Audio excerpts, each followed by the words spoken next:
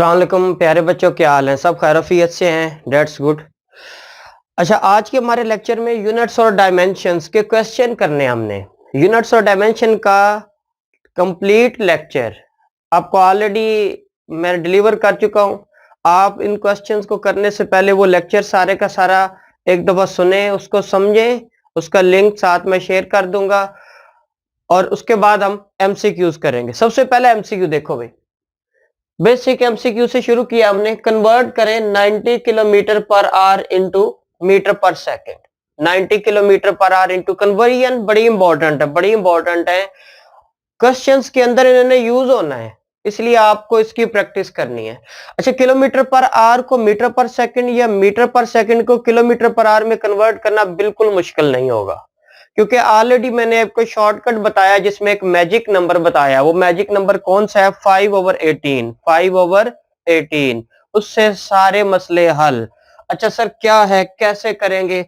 देखो ये बच्चों, 90 किलोमीटर पर आवर को आपने मीटर पर सेकंड में बदलना है, तो मैजिक नंबर, सर वो मैजिक नंबर क्या है? वो मैजिक नंबर है 5/18। एक टेबल भी बताया था, उस टेबल के थ्रू भी कर सकते हैं। शॉर्टकट सुने, शॉर्टकट का लेक्चर किलोमीटर पर आवर और मीटर पर सेकंड में कन्वर्जन का।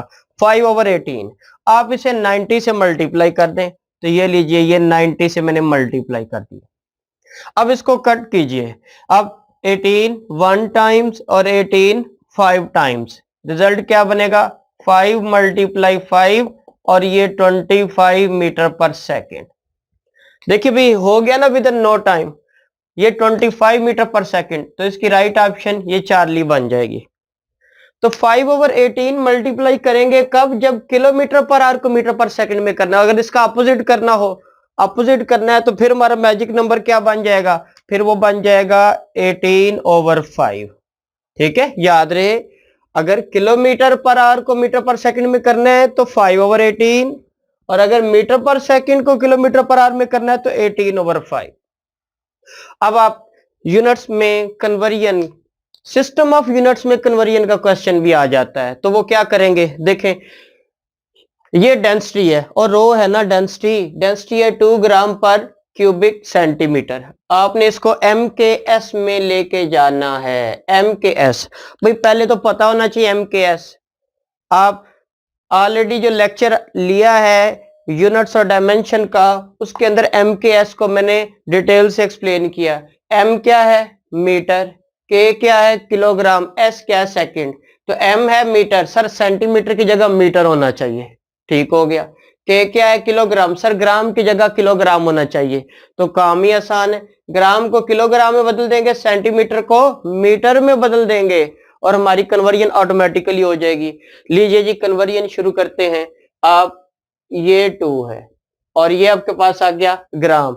1 ग्राम को आप किलोग्राम में बदलें, ग्राम को किलोग्राम में बदलें तो अब क्या होता है जी? आपको ऑलरेडी पता है 1 किलोग्राम में 10⁻³ ग्राम होते हैं, और यही होते हैं ना। और आपने किसको खत्म करना है? ग्राम। सर नहीं चाहिए ग्राम, ग्राम नहीं चाहिए। ठीक है, ये 10⁻³ इस साइड पर आ जाएगा, तो ये क्या बना? ये 10⁻³ किलोग्राम और ये 1 ग्राम। तो 1 ग्राम 10⁻³ किलोग्राम में है। अब आप क्या करें? इस ग्राम की जगह 10⁻³ लिखें। इस ग्राम की जगह ये देखिए, ये ग्राम है भाई, छोड़ दें ग्राम को, तो क्या करें? 10⁻³ लिखूंगा किलोग्राम। लीजिए, आधी कन्वर्जन तो हो गई, पीछे क्या बचा? डिवाइड आ गया, तो ये मैंने डिवाइडेड बाय लिखा। और सेंटीमीटर, और बताओ भाई 1 सेंटीमीटर क्या होता है? 1 सेंटीमीटर में 10⁻² मीटर होते हैं, और यही होते हैं ना सेंटीमीटर में 10⁻²। तो आप यहां लिखे 10⁻² मीटर, और इसके ऊपर पावर भी है। तो सर अब पावर है तो कोई मसला नहीं, हम यहाँ पे ऊपर इसकी पावर लगा देते हैं। जो रिजल्ट आएगा वही रिजल्ट है। लीजिए जी, 2 10⁻³ और ये किलोग्राम। और ये देखें, ये 3 और -2 मल्टीप्लाई हो जाएंगे, मल्टीप्लाई हो जाएंगे तो क्या बनेगा? ये बनेगा 10⁻⁻⁶। 3 2 टाइम्स 6 और ये माइनस, और सर ये 3 m के ऊपर भी तो है ना, m के ऊपर भी है तो m के ऊपर भी लगा देते हैं। अब कुछ कटता है तो काट कूट दें। ये देखिए 10 के ऊपर -3 और -6 से कटा तो ये -3 बच जाएगा। ठीक है, अब इस -3 को आप 2 डिवाइडेड बाई -3 बन गया किलोग्राम पर क्यूबिक मीटर। ये -3 ऊपर लेके चले जाओ, आपके पास रिजल्ट आ जाएगा। रिजल्ट आ गया 2×10⁻³ किलोग्राम पर क्यूबिक मीटर। इस तरह आप कोई भी कन्वर्जन होगी, आपने सिंपल ये सिस्टम ऑफ यूनिट की कन्वर्जन में सेंटीमीटर मीटर और kilogram gram centi second second, इनमें अगर आपको कन्वर्जन आती है वैल्यूज लगा दे रिजल्ट आ जाएगा। तो कौन सी ऑप्शन बनेगी? 2×10⁻3 2×10⁻3 ये बनेगा। अच्छा बच्चों नेक्स्ट क्वेश्चन में देखते हैं। क्वेश्चन नंबर 3 में ये इक्वेशन क्या है, देखिए कि इक्वेशन भाई ये इक्वेशन ऑफ स्टेट है, आपने केमिस्ट्री में पढ़ी है, आप जाने केमिस्ट्री जाने, मुझे क्या पता। अच्छा इसमें P प्रेशर है, V वॉल्यूम है, V वॉल्यूम है, R आइडियल गैस कांस्टेंट है, T टेम्परेचर और A B ये कांस्टेंट है। इन्हीं की डायमेंशन हमें फाइंड करनी। आपको इस इक्वेशन के अंदर B की डायमेंशन फाइंड करनी है। ऑलरेडी मैंने आपको यूनिट्स और डायमेंशन के लेक्चर में रूल बता दिया। भाई क्या रूल बताया था? यूनिट्स और डायमेंशन का लेक्चर लें, उसमें देखे रूल। रूल क्या है? सिर्फ वही क्वांटिटीज ऐड होंगी, सब्ट्रैक्ट होंगी और इक्वेट होंगी जिनकी डायमेंशन सेम होती हैं या जिनके बेस यूनिट सेम होते हैं, वही ऐड होंगी। ठीक है। अच्छा अब यहां पर देखें, पहले इसको देखते हैं। v माइनस बी, v और b सब्ट्रैक्ट हो रहे हैं, वही क्वांटिटीज सब्ट्रैक्ट होंगी जिनकी डायमेंशन सेम होंगी। तो b की भी डायमेंशन वही होगी, v की भी डायमेंशन वही होगी। सर ये तो मसला हल हो गया। b की डायमेंशन ठीक वही होनी है जो v की होनी है, और v की डायमेंशन, v क्या होता है? v वॉल्यूम है। वॉल्यूम क्या होता है? Length multiply width multiply height, यही होता है ना। लेंथ क्या होती है सर? ये भी लेंथ होती है, विड्थ भी लेंथ होती है, हाइट भी लेंथ होती है। तो ये क्या बन जाएगा? ये लेंथ L की पावर 3 बन गया। तो B की डायमेंशन क्या हो गई? B की डायमेंशन L की पावर 3 हो गई। लीजिए ये क्वेश्चन खत्म। लेकिन सर अगर उसने A की डायमेंशन पूछ ली फिर हम क्या करेंगे? भाई A की डायमेंशन पूछ ले तो पूछता रहे, हम वो भी कर लेंगे। देखो A/V² की डायमेंशन भी वही होनी है जो P की होनी है, क्योंकि ये दोनों क्वांटिटीज ऐड हो रही हैं। A/V² P ही होगा। तो मैं यहां लिख सकता हूं A/V² क्या है सर? ये तो प्रेशर ही है, वो प्रेशर ही होगा ना। अब V² इस साइड पर लेके चले जाइए, आपके पास क्या बना? ये बनेगा A P बना और ये V² बन गया। अब इनकी डायमेंशन अब यहाँ पे रिप्लेस कर दे। प्रेशर, प्रेशर की डायमेंशन क्या होती है? यहाँ पे मैं अलग से निकाल देता हूं। प्रेशर क्या होता है? Force over area. और फोर्स क्या होगा? फोर्स की डायमेंशन M/L/T-2 और एरिया की डायमेंशन L की पावर 2 होगी। ये फोर्स की डायमेंशन, एरिया की डायमेंशन प्रेशर की बन गई। मैं यहां लिख देता हूं प्रेशर की जगह पर। तो ये क्या बनेगा? ये बनेगा M/L/T-2 डिवाइड बाई L की पावर 2। ये प्रेशर की जगह लिखा, और वॉल्यूम की डायमेंशन अभी अभी हमने निकाली L3। अब इसे आप सिंपलीफाई कर दें। सिंपलीफाई करेंगे तो ये क्या बनेगा? M/L/T-2, ये L की पावर 2 पॉजिटिव 2, ये L की पावर 3 ये आ गया। अब इनको आपस में कैंसिलेशन कर ले इनकी। ये आपके पास L की पावर 2 थी, ये माइनस बनेगी, -2 है, ये पावर 1 और ये L की पावर 3, 3 और 1 4, 4 में से -2 हुआ तो क्या बन गया? ये बनेगा -2। ठीक हो गया, पॉजिटिव 2, क्योंकि 3 और 4, 4 में से -2 करेंगे पॉजिटिव 2, और ये आपके पास T-2। तो डायमेंशन क्या बन जाएगी? ए की भी डायमेंशन हमारे पास आ गई। अच्छा अब इस क्वेश्चन में देखते हैं, अगर आप क्या करें, इफ वी चेंज, भाई क्या चेंज करें? Unit of a physical quantity तो क्या होगा? अच्छा इसका मतलब क्या है? फिजिकल क्वांटिटी, अगर आपके पास लेंथ एक फिजिकल क्वांटिटी है, उसका यूनिट SI मीटर है, आप उसका यूनिट चेंज करके सेंटीमीटर में ले देते हैं, माइक्रोमीटर में ले लेते हैं, पिकोमीटर में ले लेते हैं, फेम्टोमीटर में ले लेते हैं, तो सर उससे क्या होगा? भाई क्या क्वांटिटी बदलेगी? भाई बिल्कुल नहीं बदलेगी। क्या वो डायमेंशन चेंज करेगा? भाई नहीं चेंज करेगा। सेंटीमीटर भी लेंथ है और मीटर भी लेंथ है, डायमेंशन नहीं बदलेगी। तो हम क्या कहेंगे? सबसे पहले क्या लिखे? It's dimension changes. बिल्कुल गलत। Dimension them physical quantity change होती है। भाई फिजिकल क्वांटिटी थोड़ी चेंज होगी, ठीक है। पहले भी अगर वो लेंथ है तो अब भी वो लेंथ है। पहले सेंटीमीटर थी, अब भी सेंटीमीटर में भी वो लेंथ है और मीटर में भी वो लेंथ है, ठीक है। अच्छा बच्चों, नेक्स्ट क्वेश्चन हमारे पास है क्वेश्चन नंबर 5। आपके सामने एक इक्वेशन लिखी है, physical to a cos B X और सी साइन डी टी लिखा हुआ है। डायमेंशंस आपको फाइंड करनी है बी और डी की। तो बी कहां पर है? भाई ये देखो बी है और ये आपके पास है डी। बी और डी की डायमेंशन लेना। अच्छा, ये डायमेंशन फाइंड करना भी बिल्कुल ही आसान है। ऑलरेडी यूनिट्स और डायमेंशन का लेक्चर हुआ है, उसमें अगर आप देखें तो मैंने आपको एक बात समझाई थी कि कॉस थीटा हो या साइन थीटा, बताओ थीटा की डायमेंशंस क्या होती हैं और यूनिट क्या होते हैं? अच्छा, थीटा की डायमेंशन नहीं होती। और क्या होती हैं? सर थीटा की कोई डायमेंशन नहीं होती। थीटा की कोई डायमेंशन नहीं होती। यूनिट, बेस यूनिट क्या है इसका? इसका कोई बेस यूनिट नहीं होता। तो फिर इसका कौन सा यूनिट होता है? इसका सप्लीमेंट्री यूनिट होता है। वो कौन सा है? रेडियन। तो इसका यूनिट रेडियन होता है। और जिसका यूनिट भी रेडियन हो उसकी डायमेंशन नहीं होती। डायमेंशन किन की होती है आपको पता है? बेस यूनिट, और बेस यूनिट से जो क्वांटिटीज निकलेंगी वो डायमेंशन रखेंगी। तो इसे मैं रेज कर देता हूं। अच्छा अब देखो भाई, हमें ये बात समझ आ गई, थीटा की डायमेंशन नहीं है, इधर भी थीटा की डायमेंशन नहीं है, और यहाँ पर b और x क्या है? ये तो थीटा है, और cos थीटा, थीटा की जगह bx है, तो bx को थीटा मान लूं मैं, bx को थीटा मान लेता हूं। तो ये आपके पास आ गया bx। bx की क्या डायमेंशन है? सर है ही नहीं, तो मैंने 1 कर दिया। अच्छा इधर देखें d और t, क्या d और t को थीटा मान लूं? वो है ही थीटा ना, साइन थीटा। तो मैं, थीटा की तो डायमेंशन ही नहीं होती, तो मैं लिख देता हूं डी और टी, इसकी भी डायमेंशन नहीं होती।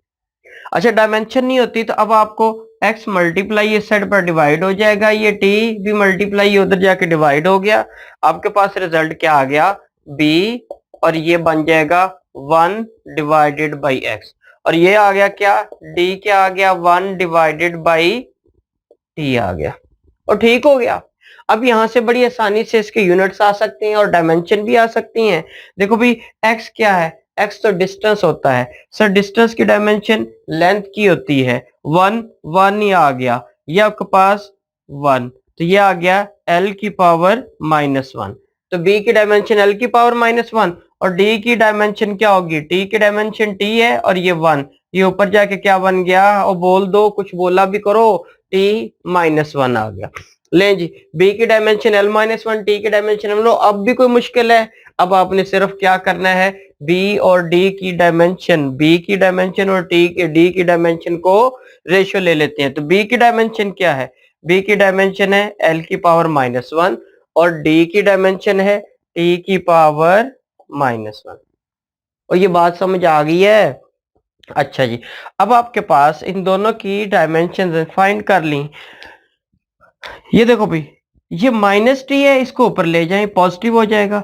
ये -1 है, इसे नीचे ले आए नेगेटिव हो जाएगा। आपने इसका रेसिप्रोकल ले लिया, तो ये आपके पास क्या बन गया? t को ऊपर ले जाते हैं ये, और कैपिटल L को वैसे साथ ही रहने दें, नीचे लाने की भी जरूरत नहीं है। तो ये -1 लीजिए, इसकी डायमेंशन क्या बन गई? TL-1 या L-1, और ये t इसकी डायमेंशन बन गई। अच्छा क्वेश्चन नंबर 6 देखें, dimensions of the magnetic field strength find करनी है। इसमें कोई मुश्किल नहीं है, बिल्कुल भी मुश्किल नहीं है।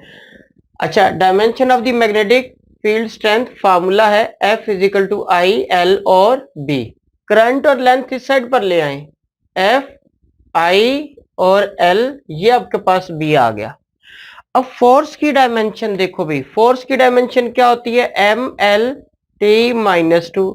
करंट, क्या करंट बेस यूनिट है? बिल्कुल बेस यूनिट है, तो इसकी तो डायमेंशन होगी, बेस यूनिट की तो डायमेंशन होती है एम्पेयर। और ये लेंथ है, तो लेंथ है। अच्छा डायमेंशन ऊपर नीचे वैसे जब शॉर्ट क्वेश्चन में करें या लॉन्ग में कहीं तो कट नहीं करनी होती, लेकिन एमसीक्यू में सब चलता है। ये देखिए कैपिटल और कैपिटल L नहीं लिखेंगे। पीछे क्या बचा, एम टी माइनस टू और एम्पेयर, ये दोनों तो कैंसिल हो गए। ठीक है, इनकी डायमेंशन मतलब ये हम नहीं लिखेंगे। एम्पेयर आप ऊपर ले आए, आपके पास क्या रिजल्ट बना, एम बन गया, टी माइनस टू बन गया और ये एम्पेयर ऊपर आके -1, तो इसकी डायमेंशन ये बन गई। ओके, मुश्किल थी इसमें। अच्छा बच्चों, आप क्वेश्चन नंबर 7 देखें। क्वेश्चन नंबर 7 में which of the following is not a fundamental quantity. Fundamental quantity in चारों में से ढूंढे है कौन सी और कौन सी नहीं है। अच्छा यार, फंडामेंटल क्वांटिटी कितनी है, और 7 है ना, और कोई 8वीं मैं बना सकता हूँ यार, आप बना लो, कोई हमारे पास तो नहीं है ना फिलहाल। ठीक है, तो फंडामेंटल क्वांटिटी लेंथ है, यस सर ये फंडामेंटल क्वांटिटी है। और टाइम भी बेस क्वांटिटी है ना, और बेस क्वांटिटी तो फंडामेंटल क्वांटिटी है, टाइम भी है। अच्छा, इंटेंसिटी ऑफ लाइट, उसी को ल्यूमिनस इंटेंसिटी कहते हैं, ये भी फंडामेंटल क्वांटिटी है। और पीछे ये गरीब रह गया वो एंगल, और इसकी भी कोई सुनो, आपको पता है एंगल सप्लीमेंट्री इसका यूनिट होगा। ये सप्लीमेंट्री क्वांटिटी या ज्योमेट्रिकल क्वांटिटी होती है, इसकी डायमेंशंस नहीं होती, एंगल की डायमेंशन नहीं होती। एंगल कोई बेस क्वांटिटी नहीं है और एंगल फंडामेंटल क्वांटिटी भी नहीं है। तो हम क्या चार्ली ऑप्शन को टिक करेंगे। अच्छा, अगले क्वेश्चन पे आ जाए, 8वां question. Dimensions of 1 square root mu naught epsilon naught. ये देख के फौरन से परेशानी, भाई किस बात की सर, ये म्यू नॉट क्या है, एप्सिलॉन नॉट क्या है। यार पढ़ा है आपने, म्यू नॉट पढ़ा है कूलम्स लॉ में, एप्सिलॉन नॉट पढ़ा है परमिटिविटी ऑफ फ्री स्पेस, और म्यू नॉट आपने पढ़ा है एम्पियर्स लॉ में परमिबिलिटी ऑफ फ्री। सर उनके तो यूनिट ही बड़े मुश्किल थे। देखो बच्चों, याद रखना है, याद रखना है, याद रखना है, ये स्पीड ऑफ लाइट का फार्मूला है, बस खत्म। ये किसका फार्मूला है, स्पीड ऑफ लाइट का फार्मूला। सर इसको छोड़ दें, इसको छोड़ देते हैं, क्योंकि ये स्पीड ऑफ लाइट का फार्मूला है, और स्पीड ऑफ लाइट क्या होती है, उसका यूनिट मीटर पर सेकंड है, और डायमेंशन क्या होगी, L T minus one. Sir L T minus one, ये देखें ये 0 है, ये भी नहीं होगी, ये भी नहीं, ये तो वैसे फैशन के तौर पर लिखी है। और L T minus one, yes sir, first option ही राइट ऑप्शन है। Next question number 9, parsec is the unit of. जी पूरे लेक्चर में ये बात समझा दी थी, parsec is the unit of. Parsec किसका यूनिट है, पारसेक यूनिट ये लेंथ का यूनिट है, ये डिस्टेंस का यूनिट है। सर लेंथ और डिस्टेंस का यूनिट है, फिर तो आपके पास क्या हो जाएगा, बीटा ऑप्शन बन जाएगा। तो है क्या पारसेक, देखो यार, एक अपने घर से आप चल के कहीं जाओगे तो थोड़ा सा डिस्टेंस होगा ना, किलोमीटर्स में होंगे। सर हमने अगर कहीं एस्ट्रोनॉमिकल डिस्टेंस मेजर करना हो, सर एस्ट्रोनॉमिकल यूनिट्स में डिस्टेंस मेजर करना हो, तो फिर क्या होगा यार, देखो ना दुनिया तरक्की कर जाती है और करती जा रही है, क्या पता आपको सोलर सिस्टम से बाहर जाना पड़ जाए, खुदा ना खास्ता। ठीक है, तो फिर हम कौन सा यूनिट यूज करते हैं, पारसेक यूज करेंगे। और ठीक है, पारसेक एस्ट्रोनॉमिकल यूनिट है डिस्टेंस मेजर करने का। ये 3.26 लाइट ईयर के इक्वल होता है। लाइट ईयर क्या है, ये भी तो डिस्टेंस है ना। 3.26 लाइट ईयर एक पारसेक के इक्वल होता है। ठीक है, 3.26 मैं यहां लिख देता हूं, तो एक पारसेक किसके इक्वल हो जाएगा, ये हो जाएगा 3.26156 लाइट ईयर। एल वाई का मतलब लाइट ईयर। अच्छा अगला क्वेश्चन 10 में देखें, which of the following is not the unit of young modulus. देखो कितना मजेदार क्वेश्चन है, इनमें से कौन सा यूनिट यंग मॉडुलस का नहीं है। मैंने आपको ने एक बात बताई हुई है, only those quantities can be added subtracted and equated जिनकी डायमेंशन सेम होती हैं। ठीक है, जिनकी डायमेंशन सेम होती है उनके यूनिट्स भी सेम होते हैं। आमतौर पर सारी साइडों पे आप देखें तो उनके यूनिट्स भी सेम है। अब एक ना आप फार्मूला है, pressure 1/2 rho we square rho ji h और कांस्टेंट, ये भी मैंने यूनिट्स डायमेंशन के लेक्चर में पूरी बात बता दी थी। ये pressure half rho we square rho ji H constant, इन चारों के यूनिट्स क्या होंगे, सेम होंगे। और ठीक है, सेम होंगे, सेम होंगे। इसी तरह अब हमने क्वांटिटीज ढूंढनी है जिनके यूनिट यंग्स मॉडुलस के इक्वल होंगे। कौन सी होते हैं, यंग मॉडुलस का यूनिट क्या होता है, न्यूटन पर स्क्वायर मीटर होता है। न्यूटन पर स्क्वायर मीटर होता है यंग मॉडुलस का, तो सर ये है न्यूटन पर स्क्वायर मीटर। न्यूटन पर स्क्वायर मीटर को पास्कल भी कहते हैं। पास्कल भी कहते हैं। तो सर मेगा पास्कल भी, ये भी इसका यूनिट है, मेगा पास्कल भी इसका यूनिट है। अच्छा देखो भाई, सीजीएस यूनिट भी तो होते हैं ऐसा यूनिट के अलावा। सीजीएस यूनिट, फोर्स का सीजीएस यूनिट क्या है? न्यूटन है। फोर्स का सीजीएस यूनिट डाइन है। अच्छा अब मीटर, सीजीएस यूनिट डिस्टेंस का क्या है? सेंटीमीटर। -2 है, -2 है, तो डाइन पर स्क्वायर सेंटीमीटर, ये भी क्या है? अब सोचा है, अब जेहन में आ गया है, ये भी यंग्स मॉडुलस ही है। ये फोर्स है, ये एरिया है, एरिया डिवाइड में एरिया आएगा। ये भी देखो फोर्स है और पर स्क्वायर मीटर है। सर इस गरीब की तो कोई सुनता ही नहीं, न्यूटन पर मीटर, ये यंग्स मॉडुलस का यूनिट नहीं है। तो सर फिर किसका है? ये किसका है? आप इसको अभी से ऑपरेशन करके देख लें, पूछे इससे यार तू किसका है? ये देखो भाई, न्यूटन पर मीटर, इस न्यूटन पर मीटर आ गया, ठीक है। अच्छा न्यूटन क्या है? फोर्स, और मीटर क्या है? लेंथ। फोर्स पर यूनिट ये क्या होता है? Force per unit, force per unit, force per unit length क्या होता है? जल्दी बताओ भाई। फोर्स पर यूनिट लेंथ होता है स्प्रिंग कांस्टेंट। तो ये तो स्प्रिंग कांस्टेंट की यूनिट है। सर क्या और भी क्वांटिटी है जिसकी इक्वल हो सकता है? हाँ, सरफेस टेंशन। सरफेस टेंशन भी फोर्स पर यूनिट लेंथ होता है along the surface of water.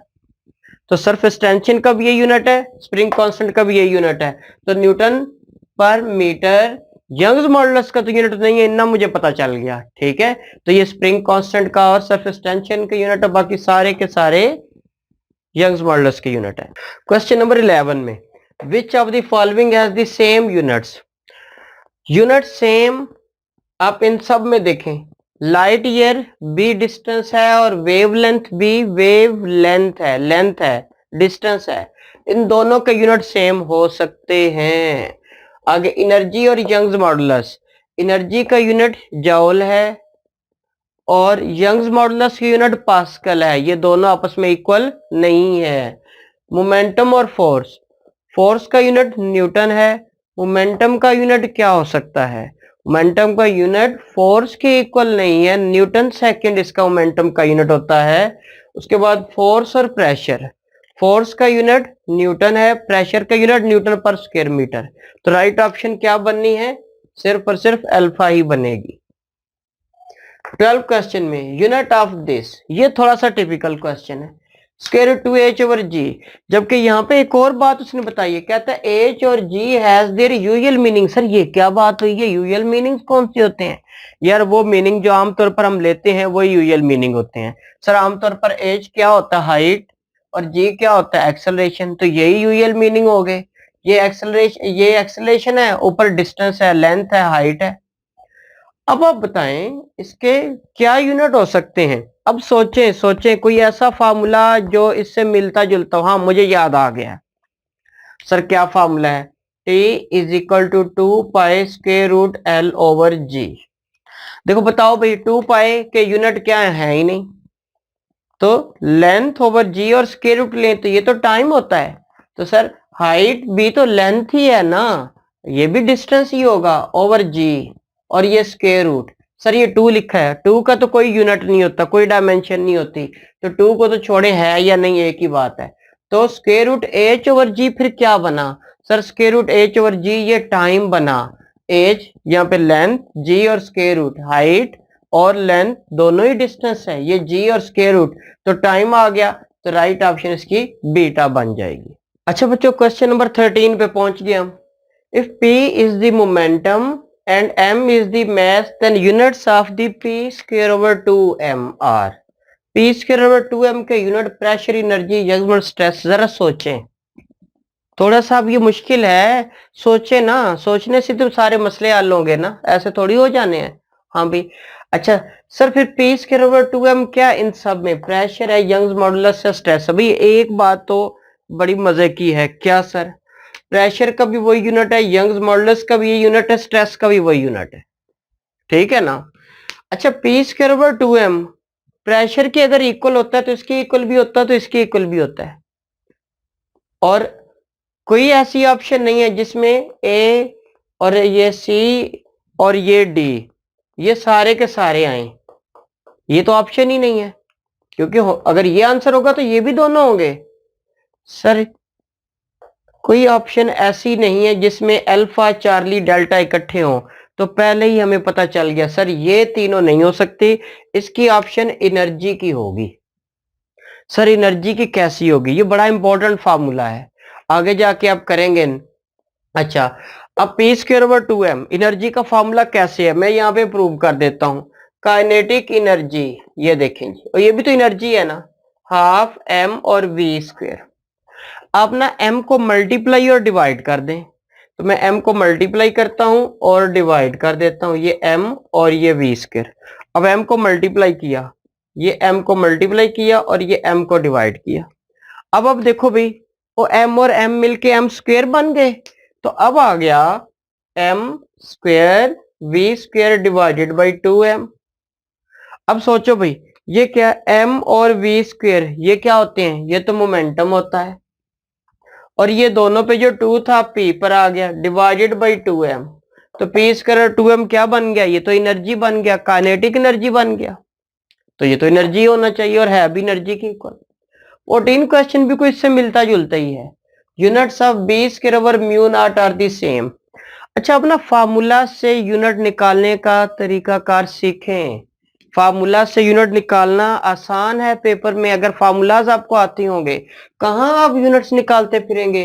B का यूनिट निकालेंगे और फिर permeability of the free space निकालेंगे, इनको डिवाइड करते रहेंगे, ऐसे ही ऐसे ऐसे काम ना करें बिल्कुल, ठीक है।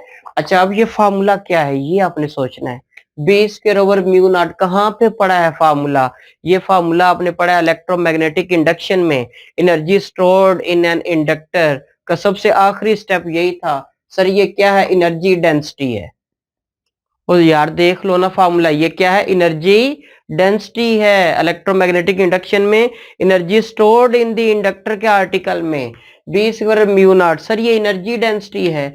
और ये क्या है? ये आपका चैप्टर इलेक्ट्रोस्टैटिक्स में आप कैपेसिटर के अंदर जो एनर्जी स्टोर होती है उस एनर्जी की डेंसिटी देखें तो उसका ये फार्मूला है। ये एनर्जी डेंसिटी है, कैपेसिटर में जो एनर्जी स्टोर होगी, इलेक्ट्रिकल एनर्जी डेंसिटी। ये भी एनर्जी डेंसिटी, तो पता क्या चला सर ये एनर्जी डेंसिटी है तो ये भी एनर्जी डेंसिटी है। ये स्टैंडर्ड फार्मूलाज हैं। एनर्जी डेंसिटी है तो अल्फा ऑप्शन हो सकती है, लेकिन सर बीटा चार्ली की भी तो सुन लेना। अच्छा, अब देखो भाई, बीटा ये क्या है? ये भी एनर्जी डेंसिटी है। सर ये कैसी एनर्जी डेंसिटी है? जरा यहाँ पे डेंसिटी को देखें। डेंसिटी क्या होता है? मैस ओवर वॉल्यूम, यही होता है ना। ये v स्क्वायर आ गया और ये 1/2 आ गया। अब सोचें क्या बना? 1/2 और mv स्क्वायर तो काइनेटिक एनर्जी है divided by volume. Energy per unit volume तो एनर्जी डेंसिटी होता है, तो बीटा भी एनर्जी डेंसिटी है। रो जी एच ये क्या है? यहाँ पे भी आप लगा दें मैस ओवर वॉल्यूम, और इसके सामने क्या आया? ये आया जी और एच। अब जरा देखो, वो mgh क्या होता है? पोटेंशियल एनर्जी, और नीचे वॉल्यूम है, फिर क्या बन गया? Potential energy per unit volume. और potential energy per unit volume क्या होता है? ये भी एनर्जी डेंसिटी होता है। तो देखें, B square mu naught energy density, ये भी एनर्जी डेंसिटी, ये भी एनर्जी डेंसिटी, ये भी एनर्जी डेंसिटी, और ऑल ऑफ दीज सारे के सारे।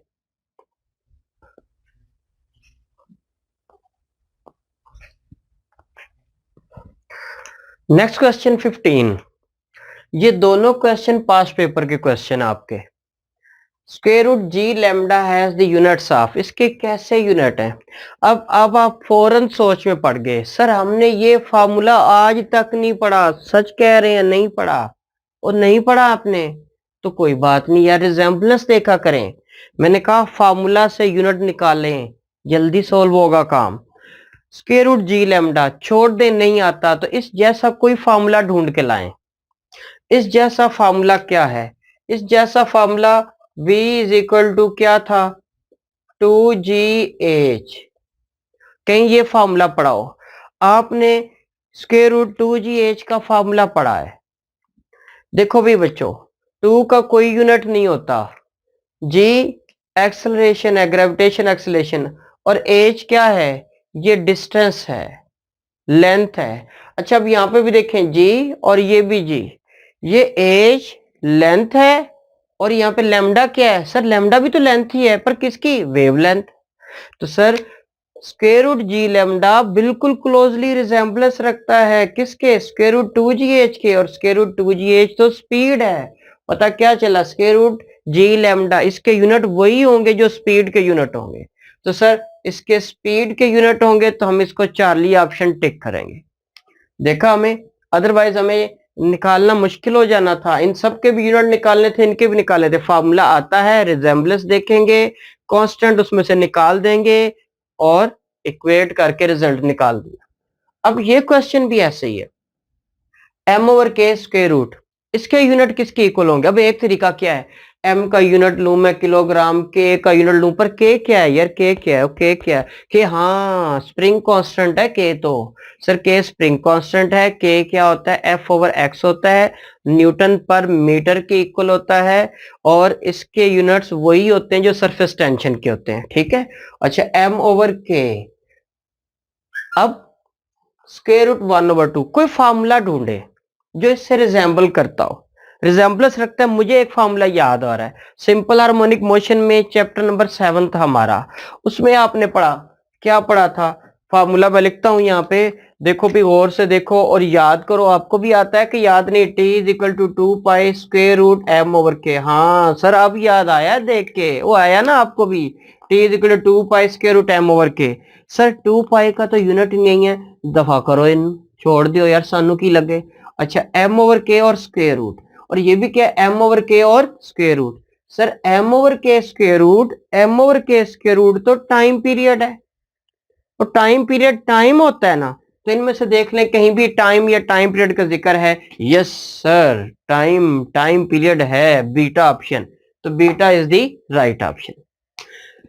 देखो बच्चों हमने ये चैप्टर यूनिट्स और डायमेंशन मुकम्मल किया, और उसमें से मैंने आपको सैंपल्स के तौर पर 16 क्वेश्चन करवाए। इस तरह हम जो जो यूनिट अब कंप्लीट करते जाएंगे उसके चंद एक क्वेश्चन सैंपल्स के तौर पर करेंगे ताकि आपकी प्रैक्टिस हो जाए। ओके जी, अपना बहुत सारा ख्याल रखिएगा। अल्लाह हाफिज, टेक केयर।